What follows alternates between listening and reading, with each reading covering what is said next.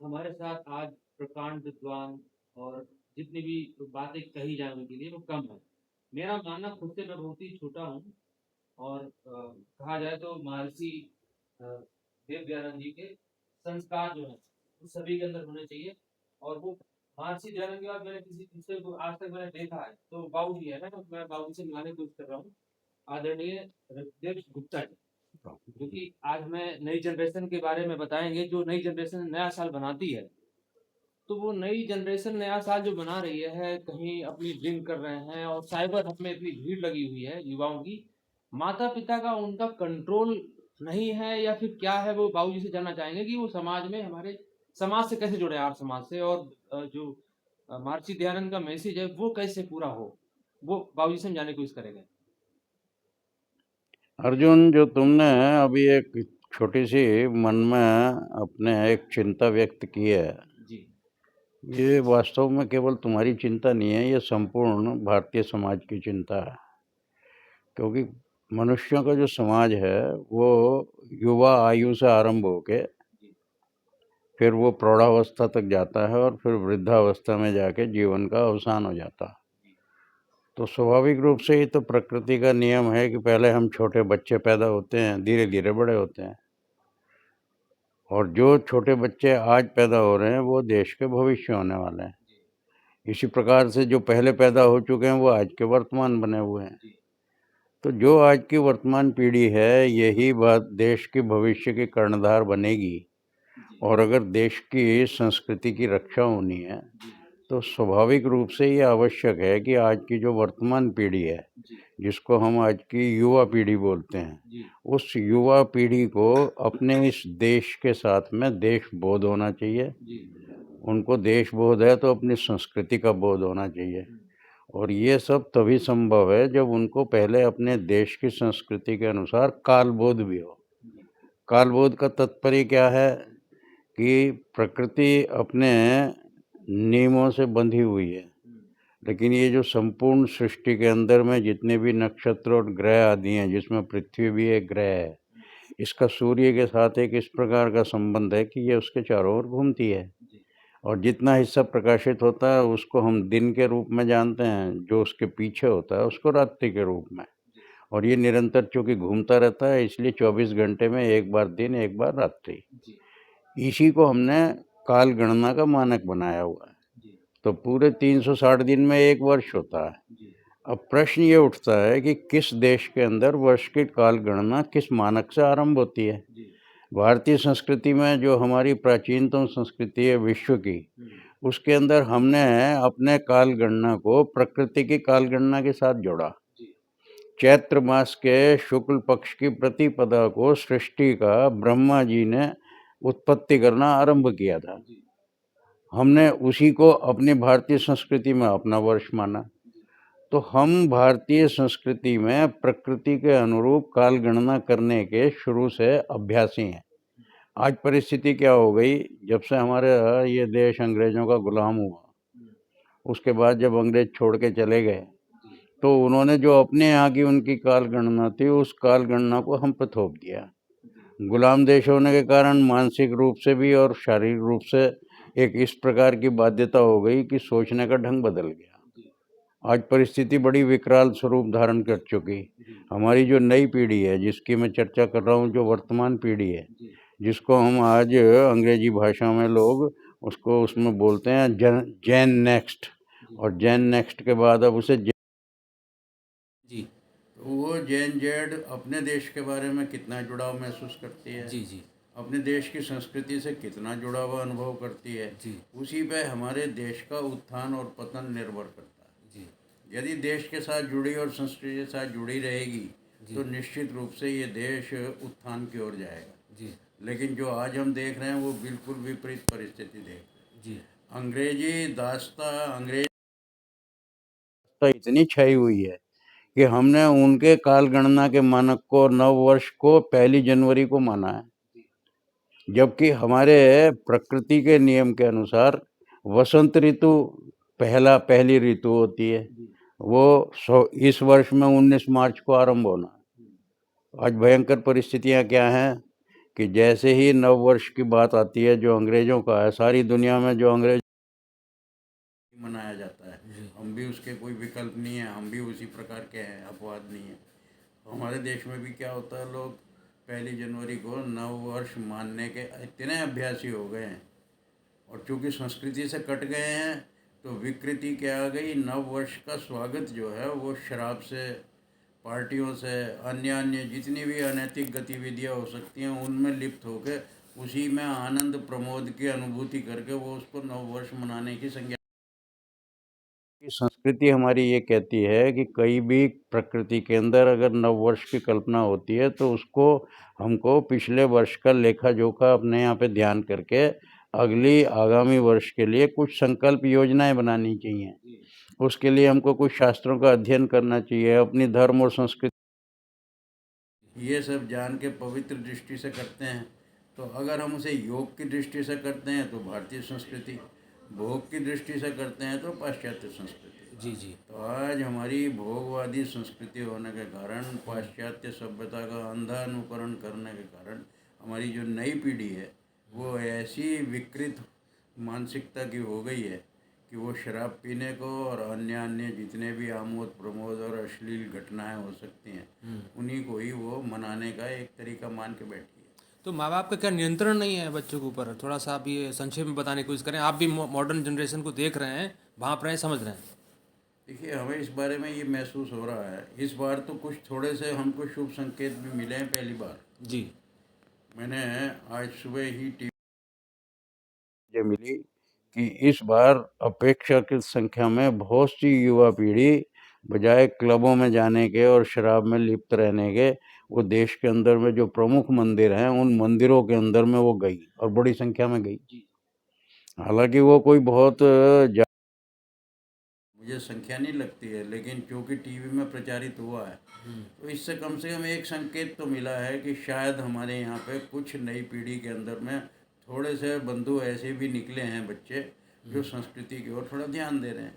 तो यदि अगर इस प्रकार की ये हमारे यहाँ स्थायी परिवर्तन हो जाए तो वास्तव में फिर हमारी संस्कृति में और हमारी सोच में परिवर्तन हो जाएगा।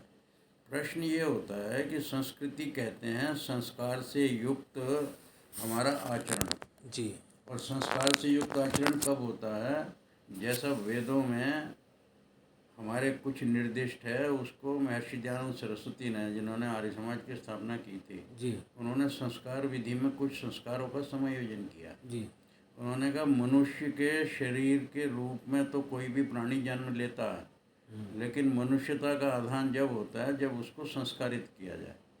इसलिए उन्होंने गर्भाधान के समय से ही पहले से ही संस्कारों का विधान किया।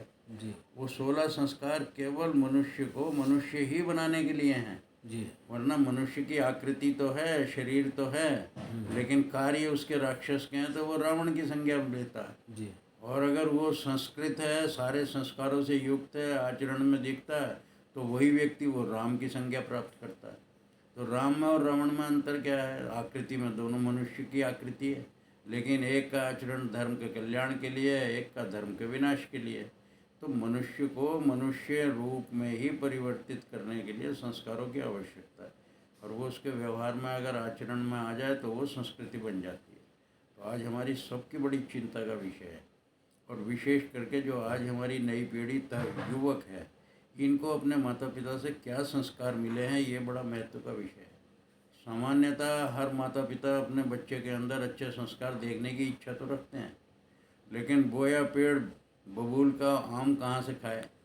अगर आपने उसके जब वो किशोर अवस्था में था उस समय संस्कारित करने पे ध्यान नहीं दिया, तो कैसे कल्पना कर सकते हो कि तुम्हारा बच्चा युवा होकर संस्कारित होगा? तो मेरा तो आज की परिस्थिति में अपनी जितनी भी युवा पीढ़ी है उससे ये एक संदेश है कि उनको अपने देश का और काल का बोध होना चाहिए, अपनी संस्कृति के साथ जुड़े रहने की उनकी प्रकृति होनी चाहिए। और ये इसलिए भी आवश्यक है, एक प्रकृति का नियम है कि वृक्ष कितना भी बड़ा हो जाए, जी यदि अपनी जड़ों से कट जाता है तो वो अंततः सूख जाता है। जी आज हमारी जो संस्कृति है उसकी जड़ें हमारे वेद शास्त्रों में, जी उनसे अगर दूर हो गए तो हम भले ही भौतिक दृष्टि से कितने भी संपन्न हो जाएं, कितनी भी प्रगति करें, दुनिया के अग्रणी देशों में भी गिने जाएं, लेकिन अमेरिका जैसा देश आज वो संस्कृति के अभाव के कारण कितनी कठिनाई अनुभव कर रहा है। उनके यहाँ फैमिली कॉन्सेप्ट ही ख़त्म हो गया है, मैरिज का कॉन्सेप्ट तो बिल्कुल ही जीरो हो गया है। तो स्थिति क्या हो गई, उनका भविष्य स्वयं बड़ा अनिश्चित। बाबूजी, आपने अमेरिका का नाम लिया है तो मैं आपसे ये जानना चाह रहा हूँ, पूरा देश विदेश आपको सब देख रहा है लाइव। मैं ये समझने की कोशिश कर रहा हूँ कि अमेरिका गए हुए हैं हिमांशु जी, और वो आपकी वजह से गए हुए हैं, तो वहाँ का कल्चर, जो हमारे यहाँ के हिंदू वहाँ पे मौजूद हैं, वो बिल्कुल नियमित तरीके से जाते हैं और नियमित तरीके से सारी पूजा, जो भी हवन वगैरह होता है, वो सब कुछ करते हैं। मगर हमारे यहाँ से वो संस्कृति विलुप्त हो रही है हल्की हल्की, और वो वहाँ पे पूरी देखने को मिल रही है। तो वो जो यहाँ वाले वहाँ गए हैं, वो पूरी चीज़ें फॉलो कर रहे हैं हमारे देश की संस्कृति को, पद्धति को। तो इसमें क्या आप मैसेज है पूरे देश को? नहीं, तुम्हारा ये कहना है कि हमारे बच्चे जो वहाँ जा रहे हैं वो यहाँ की देश की संस्कृति को भी फॉलो करते हैं, ये मुझे लगता है कि बहुत आंशिक सत्य है जी। सामान्यतः हमारे यहाँ के जितने भी बच्चे विदेश में जाते हैं, और ख़ास करके अमेरिका सबसे ज़्यादा आकर्षण का कारण है जी। वो केवल और केवल एक अच्छी नौकरी और अच्छे धन के लालच में जाते हैं। इससे अधिक उन्हें अमेरिका से कोई आकर्षण नहीं। जी। अगर उसी तरह की जॉब अपॉर्चुनिटीज़ भारत में भी अब विकसित हो रही हैं और हो गई, और अमेरिका में वीज़ा के ऊपर रेस्ट्रिक्शन लगनी जिस तरह से आरंभ हुई है और वो और सख्त हो गई, तो कुछ ही वर्षों में ये स्थिति आने वाली है कि हमारे यहाँ का युवा बाहर चाह कर भी नहीं जा पाएगा, और ये भी स्थिति आ जाएगी कि यहाँ जॉब अपॉर्चुनिटीज़ अगर बहुत अच्छी हो जाएं तो फिर वो जाना भी नहीं चाहेगा। लेकिन ये कहना है कि हमारे वहाँ जो बच्चे संस्कारित परिवारों के गए हैं, वो तो कुछ हमको देखने को मिलता है कि वो वहाँ जाके अपनी संस्कृति को याद करते हैं, और याद करके वो किसी न किसी तरीके से उसके साथ जुड़ा रहना चाहते हैं। लेकिन अगर सही गणना की जाए तो ऐसे कुछ ही होंगे, बहुत थोड़ा सा, समझ लीजिए 10% भी ऐसे बच्चे मुश्किल से मिलेंगे। 90% बच्चे जो वहाँ की चकाचौंध है और जो वहाँ का उन्मुक्त समाज का व्यवहार है, उसके अंदर में इतने लिप्त हो जाते हैं कि माता पिता को कानों कान खबर नहीं होती कि बच्चे वहाँ पे किस प्रकार का आचरण और व्यवहार कर रहे हैं। वो तो जब उन्हें पता लगता है कि जब वो विवाह योग्य होता है, फिर वो विवाह में अनिच्छा प्रकट करता है, तब माता पिता को लगता है कि ये क्या गड़बड़ है, ये विवाह जैसे संस्कार में है बंधना क्यों नहीं चाहता, क्योंकि वो उन्मुक्त जीवन का वहाँ पे आदी हो गया। तो वहाँ के उन्मुक्त समाज का जो आकर्षण है और फिर साथ में पैसे का आकर्षण, वो उनकी संस्कृति से बहुत दूर ले जा रहा है। तो ये हमारे लिए, मुझे नहीं लगता कि कोई बहुत सांत्वना का विषय है कि वहाँ पर कुछ वो जुड़े दिखाई देते हैं जी। और जो हैं भी वो इतने महत्वहीन हैं कि उनका हम उसके ऊपर में कोई निर्णय नहीं निकाल सकते। आखिरी शब्द आप ये बताने की कोशिश कीजिए कि पूरा देश आपको जानना और देखना चाहेगा। आपके शब्द बहुत महत्वपूर्ण होते हैं और आपकी भाषा शैली जो है हर कोई समझ लेता है और ध्यानपूर्वक सुनता भी है। तो कोई आखिरी कोई मैसेज है पूरे देश के युवाओं को, उनके माता पिता को, सभी लोगों को? मेरा एक ही मैसेज है कि मैं समझता हूँ कि समाज जीवन में कभी भी किसी को निराश होने का कोई कारण नहीं। जी। मैं स्वयं भी कोई निराशा का अनुभव नहीं करता, जी। क्योंकि समाज के अंदर परिवर्तन जो है ना, ये प्रकृति का नियम है। जी। हम लोग अंग्रेजी दास्ता से छूटे हैं, अंग्रेजी माइंडसेट अभी हमारे सिर पर सवार है। हमारे यहाँ की गुरुकुल पद्धति समाप्त होकर कॉन्वेंट की परिस्थिति आई, तो उससे जिन बच्चों ने उस समय अध्ययन किया उनके ऊपर में अंग्रेजी सभ्यता का प्रभाव थोड़ा ज़्यादा है। जी। लेकिन मैं अब धीरे धीरे देख रहा हूँ कि उसके दुष्प्रभाव को माता पिता ने भी अनुभव किया। आज सारा समाचार पत्र जो है वो बाल अपराध से भरे हुए हैं। जी। जिसको ये बोलते हैं कि ये नाबालिग बच्चे हैं और बड़ा अपराध कर रहे हैं। जी। वो नाबालिग बच्चे क्यों अपराध कर रहे हैं कि वो माता पिता उनके बारे में चिंता नहीं करते और उनको संस्कारित नहीं करते। जी। तो मेरा ये संदेश है कि कोई भी समाज केवल तभी जीवित रह सकता है जब वो अपनी जड़ों से जुड़ा रहेगा। और हमारी जड़ें जो हैं, क्योंकि हम तो श्री राम को अपना वो मानते हैं, महापुरुष श्री कृष्ण को मानते हैं, तो वो जो त्रेता युग की और द्वापर युग की हमारी संस्कृति है, जो वैदिक संस्कृति है, उसका अगर दोबारा से यहाँ पे प्रचलन हो जाए तो फिर दोबारा से ये परिस्थितियाँ बदलने में कोई बहुत देर नहीं लगेगी। जी। तो मुझको लगता है ये थोड़ा सा विषय है, अगर 10-20 साल के अंदर में भी ये परिवर्तन आ जाए, जिसका संकेत आज ही मैंने तुमको बताया कि मंदिरों में बड़ी भीड़ है 1 तारीख को, जी। तो ये एक शुभ संकेत है। पिछले दिनों कुंभ का मेला हुआ, ये बताया गया कि देश की आधी आबादी कुंभ मेले में गई। जी हमारा 130 करोड़ का देश है, 66 करोड़ लोग बता रहे हैं कुंभ में गए। जी वो किसी भी दृष्टि से गए, वो क्या सोच के गए, वो मेरा विषय नहीं है। जी पर मेरा विषय ये है कि हिंदू समाज ने कुंभ के नाते अपने विराट स्वरूप के दर्शन किए हैं। जी और जब कोई भी समाज अपने विराट स्वरूप का दर्शन करता है तो उसका आत्मविश्वास जागृत होता है। जी और ये आत्मविश्वास की जागृति जो है, ये हमारे यहाँ बहुत से कारणों से दोबारा से बनी है। हमारे यहाँ पे जो भी ऐसे स्थान थे, श्री राम की जन्मभूमि थी, वो मुक्त हो गई। जी सुंदर एक स्मारक बन गया, ये अपने आप में एक बहुत अच्छा लक्षण है। जी कृष्ण जन्मभूमि मुक्त होने वाली है, वो बहुत अच्छा लक्षण है। जी कश्मीर के अंदर में जहाँ स्थिति ये थी कि कोई भारत का व्यक्ति जाता था तो उसको भारतीय कहते थे, धारा 370 हट गई तो वहाँ भी परिस्थितियाँ बदल गई, ये भी एक अच्छा लक्षण है।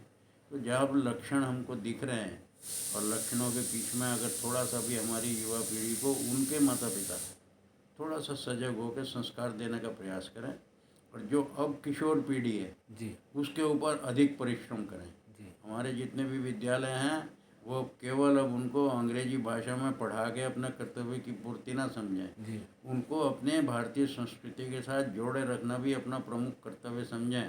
और हमारी केंद्र की जो शिक्षा नीति है वो इस विषय में थोड़ी सजगता का प्रमाण भी दे रही है। और अगर और सजग हो जाए, राजनीतिक दृष्टि से उन पर दबाव पड़ जाए, तो फिर मुझको लगता है कि ये सारी जो प्रवाह है, ये प्रवाह बदलने में देर नहीं लगेगी। तो मैं तो बहुत आशावादी व्यक्ति हूँ। जीवन के इस काल में भी निराशा मुझको कहीं दूर तक भी नहीं लगती। जी बस संदेश मेरा यही है कि आज की पीढ़ी अस्तित्व की लड़ाई के लिए स्वयं को सक्षम बनाए। जी जी बाबूजी ने हमें अपना महत्वपूर्ण शेड्यूल में से समय निकाल के हमें जो समय दिया है, ये देश के लिए बहुत ही ज़रूरी है और हर भारतीय को ये सुनना और देखना चाहिए। जो जो देश से बाहर हैं उनको भी देखना और सुनना चाहिए। बाबूजी ने समय समय पे हम बाबूजी को लाते रहेंगे। आपको जब उनसे हमें समय मिलेगा, शेड्यूल उनका बहुत व्यस्त रहता है, तो आपको दिखाते रहेंगे और इस माध्यम से आपकी जो जिज्ञासा है वो पूर्ति होती रहेगी और आप कैसे क्या करने वाले हैं वो आपको समय समय बताते रहेंगे। बाबूजी आपने समय दिया, इसके लिए आपका बहुत बहुत धन्यवाद। प्रणाम।